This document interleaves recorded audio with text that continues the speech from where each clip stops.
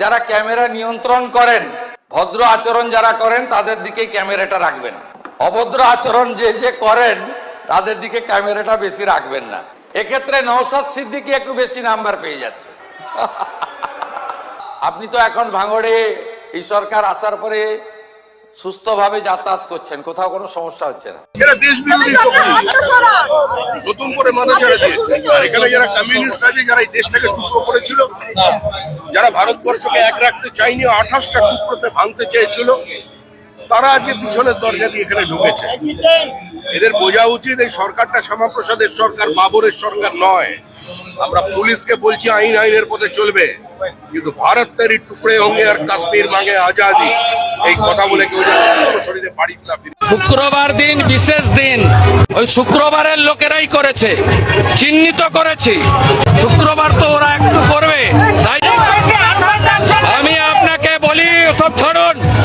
শুক্রবারীরা যারা করেছে চিহ্নিত হয়ে গেছে, কয়েকটা দিন অপেক্ষা করুন, কয়েকটা দিন অপেক্ষা করুন, এদের কি করতে হয় আমি জানি।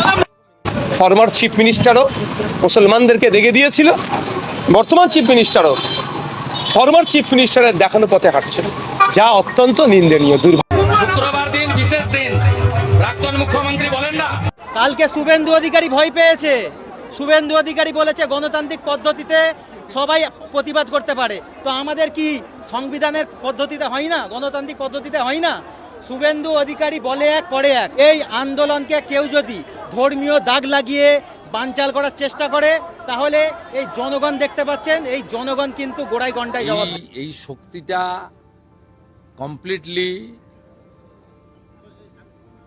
বিদেশি শক্তিদের দ্বারা মদতপুষ্ট হতে পারে, তদন্তকারীরা বলতে পারবেন। কিন্তু যেভাবে সংবাদ মাধ্যমের কর্মীদেরকে মেরেছে, রক্তপাত করেছে এবং প্রাণঘাতী চেষ্টা করেছে, তার বিরুদ্ধে ব্যবস্থা 7টা মামলা হয়েছে। সব মামলা কিন্তু রিপোর্টাররা করেছেন। এক্ষেত্রে নওশাদ সিদ্দিকী একটু বেশি নাম্বার পেয়ে যাচ্ছে। বিধানসভায় যে দেখলাম নওশাদ সিদ্দিকীকে প্রশংসা করছে মুখ্যমন্ত্রী, কি বলবেন? হ্যাঁ, করতে বাধ্য। 294টা যে মানে বিধায়ক আছে এবং যে বিরোধী বিধায়ক আছে, তার মধ্যে নাম্বার 1 বিধায়ক হচ্ছে নওশাদ সিদ্দিকী। মানে অপশন নেই। মুখ্যমন্ত্রী কেন, সারা রাজ্যের এবং কেন্দ্রের কোনো মানুষের কোনো ক্ষমতা নেই নওশাদ সিদ্দিকীর বিপক্ষে যাবে। দর্শক, শুভেন্দু অধিকারী ভালো হয়ে গেছেন, কি মনে হয় আপনার? শুভেন্দু অধিকারী এবার মুসলিমদেরকে যে নির্যাতন নিপীড়ন করত সেটা বন্ধ করে দিবেন, আপনার কি সেটাই মনে হয়? আর আপনার এটা মনে হতেই পারে, কারণ শুভেন্দু অধিকারী যেইভাবে নওশাদ সিদ্দিকীকে বিধানসভায় দাঁড়িয়ে প্রশংসা করেছেন, এটা সন্দেহজনক। হঠাৎ কি এমন হলো যে শুভেন্দু অধিকারীর মতো মানুষ, যিনি নওশাদ সিদ্দিকীর নামও কখনো মুখে নেন না, তিনি নিজে নওশাদ সিদ্দিকীকে প্রশংসা করলেন। সে ভিডিও আপনারা আমাদের এই ভিডিওর শুরুতেই কিছু অংশ দেখলেন। এটা তো পুরো ইউটিউব, ফেসবুকে ভাইরাল যে নওশাদ সিদ্দিকীর প্রশংসা করছে শুভেন্দু অধিকারী। এটা আসলে অবিশ্বাস্য, স্বপ্নের মতো লাগতেছে। এই যে বড় বড় চ্যানেলগুলি একদম হেডলাইন দিয়ে ছাড়তেছে, বিধানসভাতে শুভেন্দুর মুখে নওশাদের প্রশংসা। নওশাদ কি বললেন? হেসে। নওশাদের প্রশংসা করেছেন, তো নওশাদ হেসে বলবেন নাকি কেন্দে বলবেন? কি মনে হয় আপনার? দর্শক, নওশাদের প্রশংসা করার কারণ হচ্ছে, আপনারা দেখেছেন দিল্লিতে যেভাবে ককরোচ জনতা পার্টি এবং নির্যাতিত নিপীড়িত মুসলিম জনতা, তারা ওই ককরোচ পার্টির সাথে মিলে একই সাথে বিজেপি সরকারের পদত্যাগ চাচ্ছে। এখন কথা হচ্ছে, প্রথমে এই ছাত্ররা প্রথমে ধর্মেন্দ্র প্রধান, যিনি শিক্ষামন্ত্রী, ওনার পদত্যাগ চেয়েছিলেন, কিন্তু কোনোভাবেই নরেন্দ্র মোদী শক্ত হয়ে, মানে শত শত ছাত্রকে মেরে গুলি করে শত শত ছাত্রর বুকের উপর পাড়া দিয়ে, রক্তের উপর পাড়া দিয়ে ক্ষমতায় থাকতে চেয়েছিলেন। কিন্তু এক পর্যায়ে যখন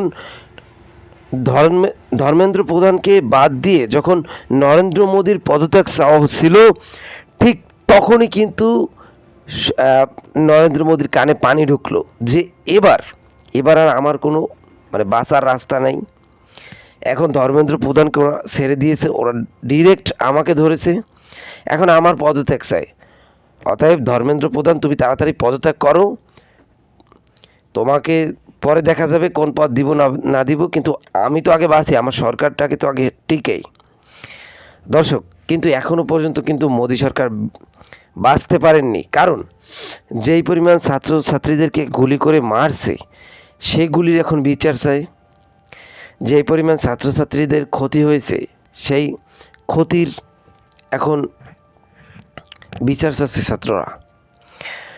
তো শুভেন্দু অধিকারী সেই বিষয়টাকে ভয় পেয়েছেন যে নওশাদ যদি এই পশ্চিমবঙ্গের মানুষকে লিলিয়ে দেয় আমার পিছনে, বা নওশাদ যদি কোনোভাবে আমার বিরোধিতা শুরু করেন, তাহলে আমার আর বাঁচার কোনো রাস্তা নেই। অতএব নওশাদের প্রশংসা করি এবং নওশাদকে আমার হাতে রাখার চেষ্টা করি, কারণ যেখানে কেন্দ্রীয় রাজনীতিতে এক ধাপ পিছিয়ে গিয়েছেন নরেন্দ্র মোদী, সেখানে শুভেন্দু অধিকারী তো বাচ্চা। শুভেন্দু অধিকারী আর কীভাবে সামনে আগাবে? তো সেজন্য শুভেন্দু অধিকারীও পিছানো শুরু করেছেন। নওশাদ সিদ্দিকীকে প্রশংসা করা এটা চারটিখানি কথা নয়। আপনি কি মনে করেছেন নওশাদ সিদ্দিকীকে প্রশংসা করার মতো মানুষ শুভেন্দু অধিকারী, যিনি এতটাই ব্যস্ততা দেখায় যে উনি প্রচুর ব্যস্ত মানুষ, উনি আসলে বিরোধী দলের কাউকেই চেনেন না, ওনার মানে কথা বলার মতো সময় নেই, সেই শুভেন্দু অধিকারী আজকে নওশাদ সিদ্দিকীর প্রশংসা করেছেন। এটা আসলে এটা ওদের গোপন খেলা, এটা ওদের গোপন একটা ষড়যন্ত্র, আর কিছুই না। ছাত্রদের আন্দোলনে চাপে মুসলিমদের টার্গেট করা হচ্ছে, মানে ছাত্রদের আন্দোলনে এখানে বিজেপির সরকার বলতেছে, শুভেন্দু অধিকারী তারপর অন্যান্য জায়গায় বিজেপি সরকাররা বলার চেষ্টা করছে এরা যারা জুম্মাবারের সাথে জড়িত, মানে যারা মুসলিম, জুম্মাবারে কারা নামাজ পড়ে, যারা মুসলিম তারাই নাকি এই ছাত্র আন্দোলন করতেছে। এবং এরা তো স্পষ্ট ভাষায় বলতেছেন যে দেশ বিরোধী লোক এখানে ঢুকে গিয়েছেন এই আন্দোলনে। তারা আসলে এই আন্দোলনটাকে সরকার পতনের আন্দোলন বানাতে চাচ্ছে এবং দেশ বিরোধী কাজকর্ম এখানে করতে চাচ্ছে। আর দেশ বিরোধী কথাটা টানার সাথে সাথে তারা সেটাকে মুসলিমদের গায়ের উপর দিয়ে দেয়। কেন? ভারতের যে মুসলিমরা বসবাস করে তারা কি ভারতের জনগণ না? তারা কি ভারতের নাগরিক না? তাদের কি সংবিধান থাকার মতো জায়গা সেখানে দেয়নি?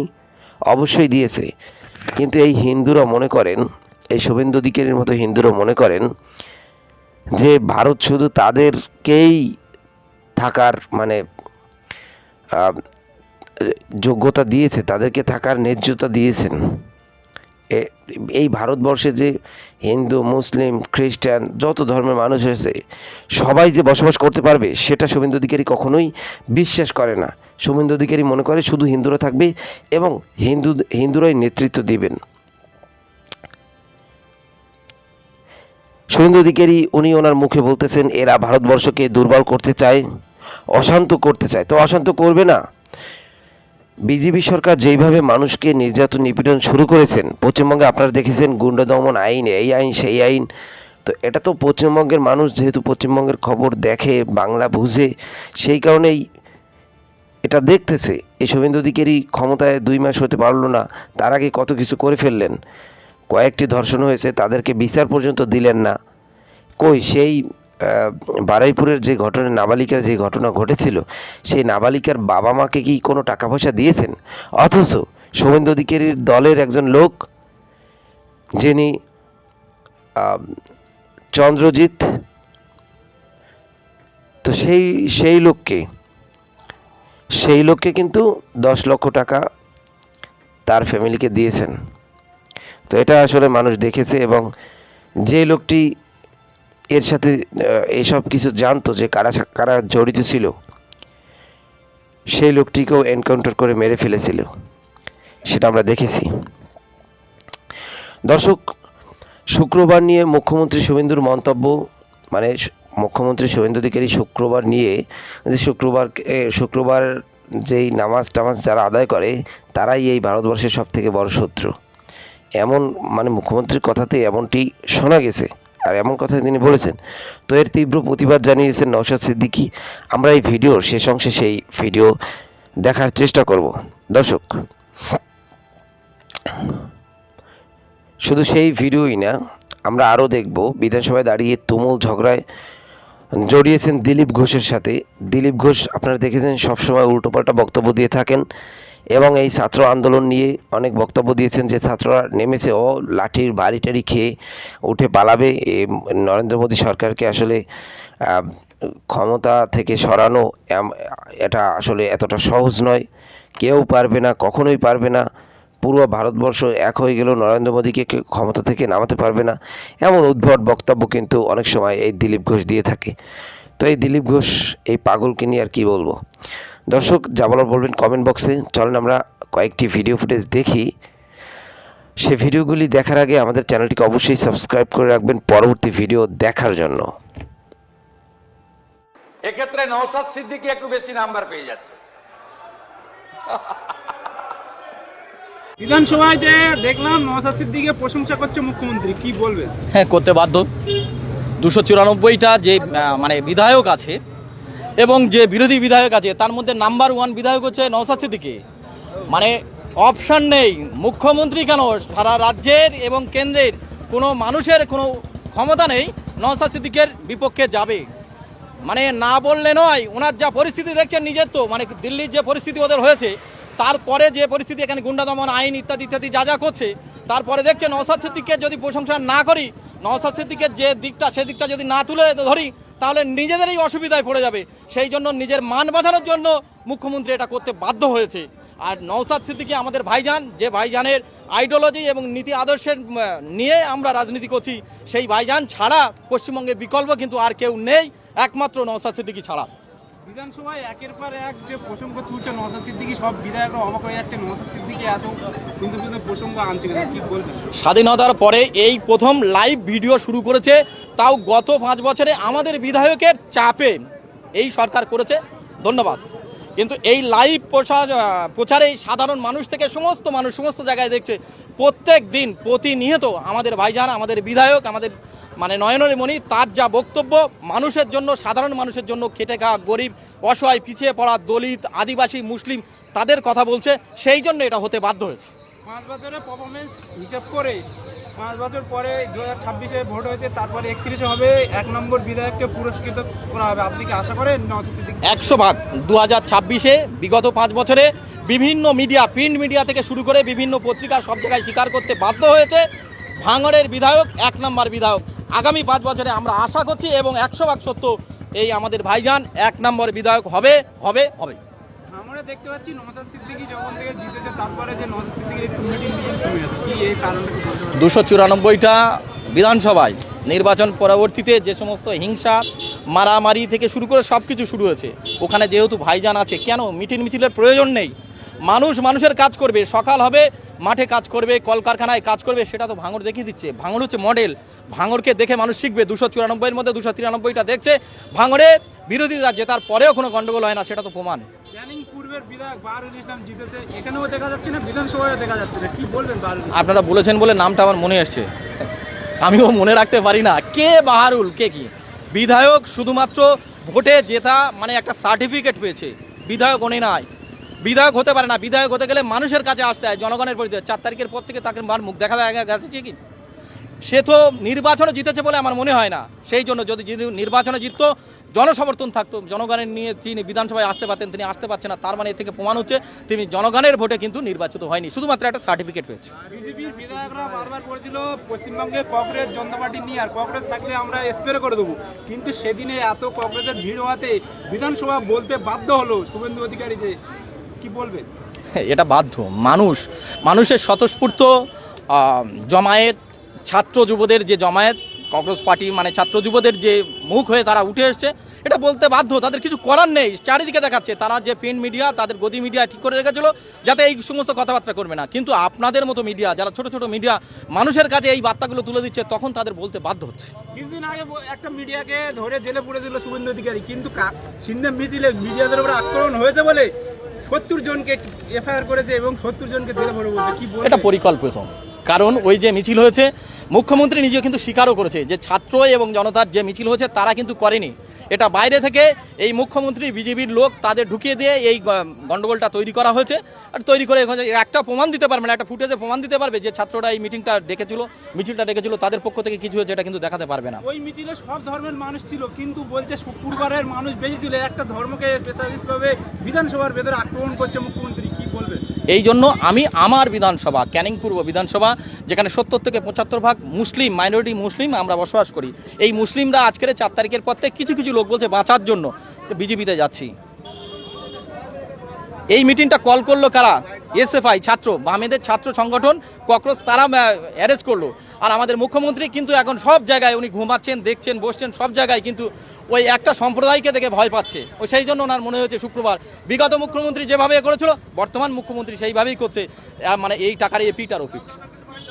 বারবার মুসলিম সমাজকে আক্রমণ করছে শুভেন্দু অধিকারী এবং মুসলিমদের কোনো দায়িত্ব দিচ্ছে না বিজেপি। তবু আপনাদের এই যে ক্যানিং পূর্বে এইখানে অনেক দাড়িওয়ালা, টুপিওয়ালা বা মুসলিম সমাজের মানুষ বিজেপি করছে, এদেরকে কি বার্তা? সমস্ত মানুষকে বলবো, আপনারা ভাবুন, এই দলের ঊর্ধ্বতন নেতৃত্ব যারা আছে, মুখ্যমন্ত্রী, প্রধানমন্ত্রী থেকে রাজ্যের যারা নেতা আছে, তারা পরিষ্কার বলে দিচ্ছে কোনো মুসলমানের ভোট দরকার নেই।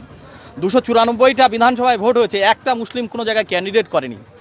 এরপরেও আমাদের এখানকার যারা মুসলমান, যারা দাড়িওয়ালা পরিবারা, তারাই করছে। আর এরা বলছে হিন্দুদের দল, এ দলটাও কিন্তু হিন্দুদের দল নয়।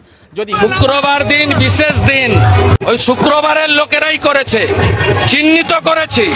শুক্রবার তো ওরা একটু করবে, তাই আমি আপনাকে বলি সব ছাড়ুন। শুক্রবারীরা যারা করেছে চিহ্নিত হয়ে গেছে, কয়েকটা দিন অপেক্ষা করুন, কয়েকটা দিন অপেক্ষা করুন, এদের কি করতে হয় আমি জানি। ফরমার চিফ মিনিস্টারও মুসলমানদেরকে দেখে দিয়েছিল, বর্তমান চিফ মিনিস্টারও ফরমার চিফ মিনিস্টারের দেখানো পথে হাঁটছে, যা অত্যন্ত নিন্দনীয়, দুর্ভাগ্যজনক। আমি তো বলছি মুখ্যমন্ত্রী মহাশয়ের কাছে, যদি অ্যামেন্ডমেন্ট করা যায়, সংশোধনী যদি আনা যায়, শুক্রবারকে সংশোধনী করে বাদ দেওয়া দরকার। তবে 1947 15ই আগস্ট দিনটি ছিল কিন্তু শুক্রবার, পবিত্র একটা দিন ছিল। ছাত্রদের আন্দোলনের জেরে চাপে পড়ে কেন্দ্রীয় সরকারের শিক্ষামন্ত্রী পদত্যাগ করলেন, এটা অনেক আগে পদত্যাগ করা দরকার ছিল। এই মধ্যিখানে যে ক্ষয়ক্ষতি হলো তাহলে এটা হতো না।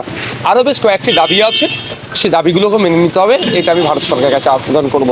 কারণ নিটের মতো এক্সামে যদি পেপার লিক হয়ে যায় তাহলে মানুষ আর ভরসা কোথায় করতে পারবে?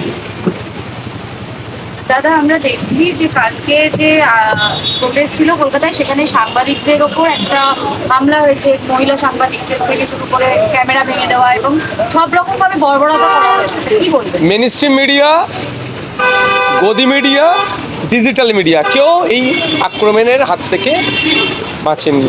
অর্থাৎ যারা নিরপেক্ষ খবর করে তারাও অ্যাকচুয়াল আজকে হাউসের মধ্যে লিডার অফ দি হাউস একটা কথা বলেছেন যে গতকালকে যে ঘটনা ঘটেছে তার মধ্যে যারা অর্গানাইজার ছিল তাদের কোনো কেউ ছিল না, নিটের যারা আছে তাদের কেউ নয়,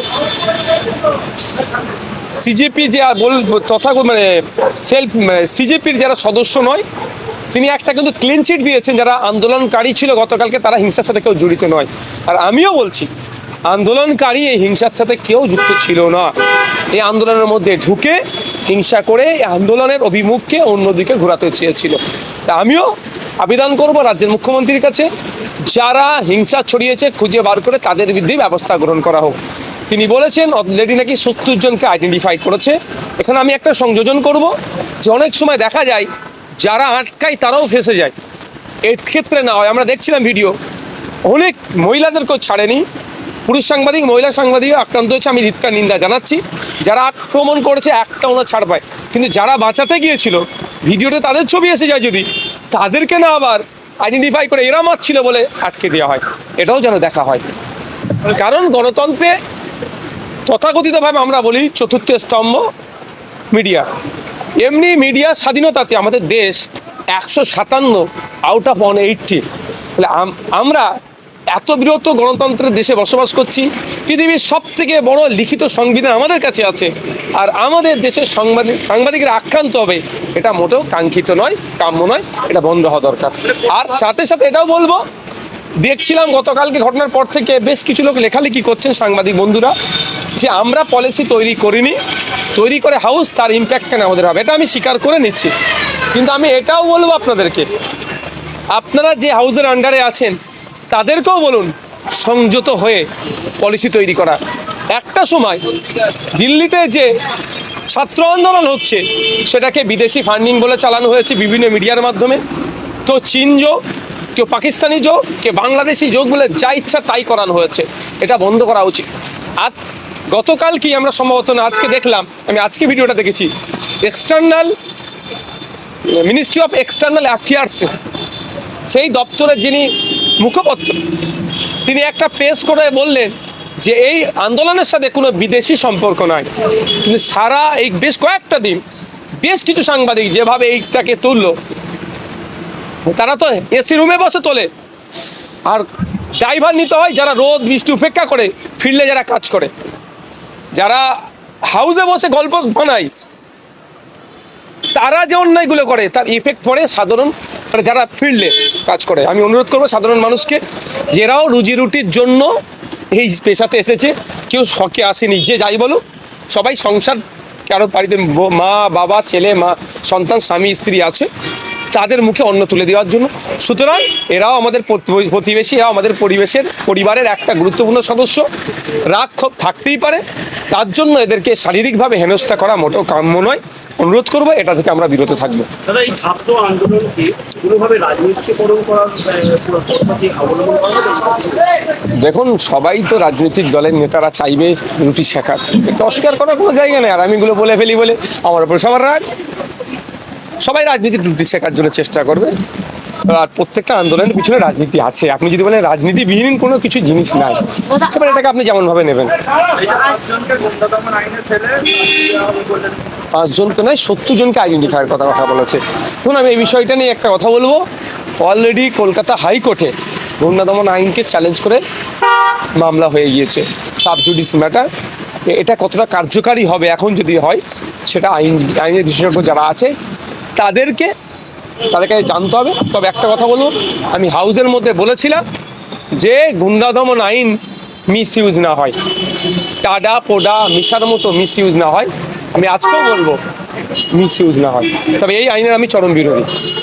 দাদা, আমরা দেখলাম কুণাল ঘোষকে আজকে অ্যারেস্ট করা হয়েছে এবং ওনাদের যে প্রতিবাদ কি বিষয় হচ্ছে আমি বিষয়ে বিস্তারিত জানি না। পারমিশন ছিল না।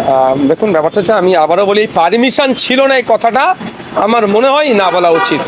আমি প্রোটেস্ট করব, I have to right protest করা। তো এখানে পুলিশের পারমিশন দিতে লাগে না। পুলিশ লোকাল অথরিটি আমি ইন্টিমেশন দেব। সংবিধানের কোনো জায়গায় এই প্রতিবাদ করার জন্য পুলিশই পারমিশন নিতে হবে ভবিষ্যৎ নাই। এইটা প্রথমে। দ্বিতীয় হচ্ছে, কুণালবাবু কী হয়েছে না হয়েছে, ডিটেন করেছে কি অ্যারেস্ট করেছে, সময় সেটা বলবে, সেটা আগামীকাল আমি বলতে পারবো। আমি তো বলছি মুখ্যমন্ত্রী মহাশয়ের কাছে, যদি অ্যামেন্ডমেন্ট করা যায়, সংশোধনী যদি আনা যায়, শুক্রবারকে সংশোধনী করে বাদ দেওয়া দরকার। তবে 1947 15ই আগস্ট দিনটি ছিল কিন্তু শুক্রবার, পবিত্র একটা দিন ছিল। হ্যাঁ, এই দিনকে নিয়ে ফরমার চিফ মিনিস্টারও মুসলমানদেরকে দেখে দিয়েছিল, বর্তমান চিফ মিনিস্টারও ফরমার চিফ মিনিস্টারের দেখানো পথে হাঁটছে, যা অত্যন্ত নিন্দনীয়, দুর্ভাগ্যজনক। শোভনদেব চট্টোপাধ্যায় বললেন যে এই প্রথমবার দেখলাম ছাত্রদের চাপে পড়ে প্রধানমন্ত্রী স্বয়ং এসে করলেন। 18 বছরের কবিতা তো আমরা পড়েছি, প্রয়োজনে জীবন দেবে আর অন্যায়ের বিরুদ্ধে কেমন কিছু করতে পারে না, এরা করতে পারবে না। 18 বছর কবিতা তো আমরা পড়েছি। ছাত্রদের আন্দোলনের জেরে চাপে পড়ে কেন্দ্রীয় সরকারের শিক্ষামন্ত্রী পদত্যাগ করলেন। এটা অনেক আগে পদত্যাগ করা দরকার ছিল। এই মধ্যিখানে যে ক্ষয়ক্ষতি হলো, তাহলে এটা হতো না।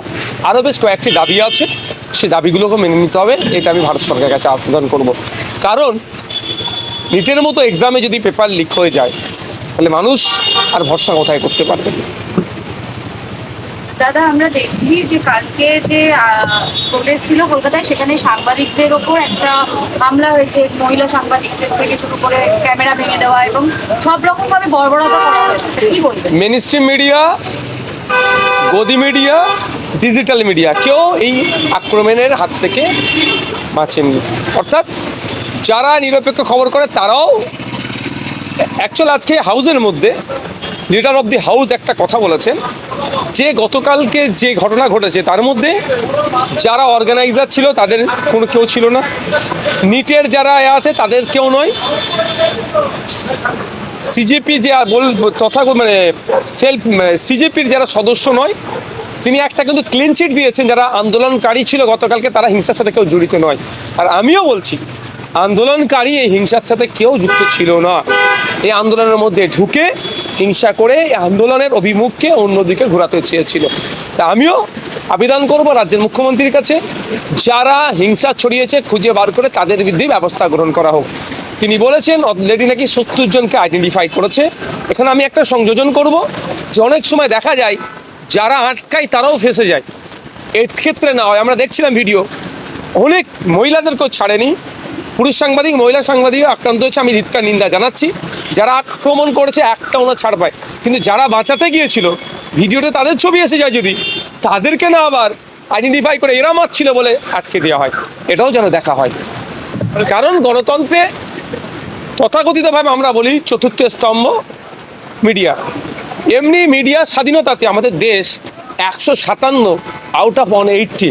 তাহলে আমরা এত বৃহৎ গণতন্ত্রের দেশে বসবাস করছি, পৃথিবীর সবথেকে বড় লিখিত সংবিধান আমাদের কাছে আছে, আর আমাদের দেশের সাংবাদিকরা আক্রান্ত হবে এটা মোটেও কাঙ্ক্ষিত নয়, কাম্য নয়, এটা বন্ধ হওয়া দরকার।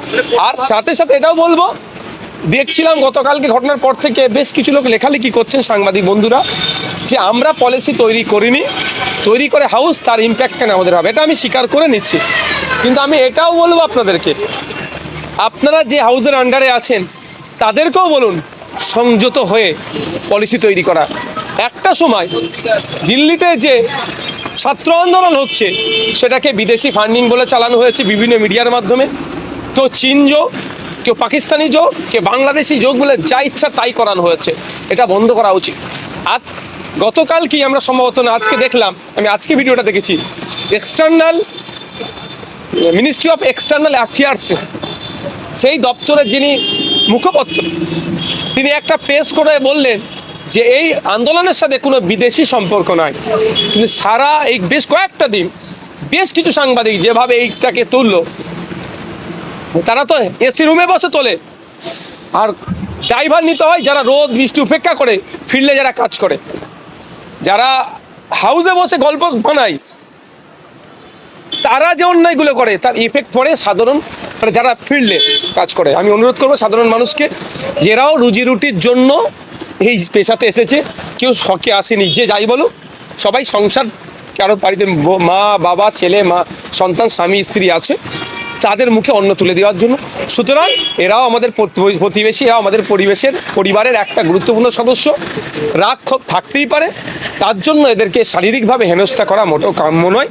অনুরোধ করবো এটা থেকে আমরা বিরত থাকবো। দাদা এই ছাত্র আন্দোলনকে কোনোভাবে রাজনীতিকরণ করার পদ্ধতি অবলম্বন করা হবে? দেখুন, সবাই তো রাজনৈতিক দলের নেতারা চাইবে রুটি শেখার, এটা অস্বীকার করার কোনো জায়গা নেই। আর আমি এগুলো বলে ফেলি বলে আমার উপর সবার রাগ। সবাই রাজনীতির রুটি শেখার জন্য চেষ্টা করবে, আর প্রত্যেকটা আন্দোলনের পিছনে রাজনীতি আছে। আপনি যদি বলেন রাজনীতিবিহীন কোনো কিছু জিনিস নাই, এবার এটাকে আপনি যেমন ভাবে নেবেন। 5 জনকে নয় 70 জনকে আইডেন্টিফাইয়ের কথা বলেছে। তখন আমি এই বিষয়টা নিয়ে একটা কথা বলবো, অলরেডি কলকাতা হাইকোর্টে গুন্ডা দমন আইনকে চ্যালেঞ্জ করে মামলা হয়ে গিয়েছে, সাব জুডিস ম্যাটার। এটা কতটা কার্যকারী হবে এখন যদি হয় সেটা আইন। দর্শক, এতক্ষণ আপনাদের নওশাদ সিদ্দিকীর ভিডিও দেখালাম। আপনারা দেখলেন কিভাবে শুভেন্দু অধিকারী নওশাদ সিদ্দিকীর প্রশংসা করতেছেন, আর এই প্রশংসা কেন করতেছেন সেটা আমি ভিডিওর শুরুতেই আপনাদেরকে বলার চেষ্টা করেছি। জানি না কতটুকু আপনারা বুঝতে পেরেছেন। যদি মাথায় কোনো ব্রেন থেকে থাকে তাহলে অবশ্যই বুঝতে পারবেন আশা করি। নওশাদ সিদ্দিকীর মতো মানুষকে শুভেন্দু অধিকারী প্রশংসা করবে এটা আপনার মনে হয়? এটা কেন করেছেন সেটাও আমি বলেছি। শুভেন্দু অধিকারী খুব চাপে আছেন যে নওশাদ সিদ্দিকী যদি একবার মানুষকে উস্কে দেয় তাহলে আমার বিধানসভায় থাকার কোনো মানে কাজ হবে না, আমি বিধানসভায় থাকতে পারবো না। এটা শুভেন্দু অধিকারী খুব ভালো করেই বুঝে গেছে। শুভেন্দু অধিকারীর যেসব দালাল মিডিয়া রয়েছে তারা দেখেছেন কিভাবে এই ছাত্র আন্দোলনের বিপক্ষে কথা বলতেছে। কোনোভাবে যদি এই ছাত্র আন্দোলনটি সফল হয়ে যেত, নরেন্দ্র মোদীকে ক্ষমতা থেকে নামাতো, কারণ এটা তো আমরা দেখেছি, বাংলাদেশে দেখেছি, নেপালে দেখেছি বা অন্য জায়গায় দেখেছি, সেরকম যদি অবস্থা হতো, মন্ত্রীরা দেখেছে যে হাফ প্যান্ট পরে পালাতেছে, লঙ্গি খুলে ফেলে দিয়ে পালাতেছে, মানে বিভিন্নভাবে পালানোর চেষ্টা করেছেন অন্যান্য দেশের মন্ত্রীরা ছাত্র আন্দোলনের তোপে মুখে পড়ে। তো নরেন্দ্র মোদীর যে অবস্থা যদি সেরকম হতো তাহলে দেখতেন এই যে দালাল মিডিয়াগুলি যেগুলি এখন শুভেন্দু অধিকারী এবং নরেন্দ্র মোদীর পা চাটতেছে, এই ছাত্রদের বিপক্ষে কথা বলতেছেন যে ছাত্ররা আসলে বুঝতে পারতেছে না, ছাত্রদেরকে আসলে অ্যাজ মেইন যারা রয়েছেন ছাত্রদের এই আন্দোলনের মুখে তাদেরকে আসলে দেশবিরোধী যারা রয়েছেন বা অন্যান্য পার্টি যারা রয়েছেন, বিশেষ করে রাহুল গান্ধীর, এরা আসলে কিনে নিয়েছেন এদেরকে এবং এদেরকে কাজে লাগিয়ে সরকার পতন করতে চাচ্ছেন। নয়তোবা সরকারকে তো সবাই ভালোবাসে এমনটা বলার চেষ্টা করছেন, কিন্তু ছাত্র আন্দোলন কোনোভাবে সফল হয়ে গেলে তাদের পক্ষে আবার কথা বলতেন, দেখতেন নরেন্দ্র মোদীকে তখন জুতা পিটা করা শুরু করতো, এমন অবস্থা করতো। এইসব দালাল মিডিয়া থেকে দূরে থাকবেন, এদের ভিডিও একদমই দেখবেন না। দর্শক যা বলার বলবেন কমেন্ট বক্সে আপনাদের জন্য খোলা। পরবর্তী ভিডিও দেখার জন্য অবশ্যই আমাদের চ্যানেলটিকে সাবস্ক্রাইব করে রাখবেন এবং একটি লাইক দিয়ে আমাদের পাশে থাকবেন। ধন্যবাদ।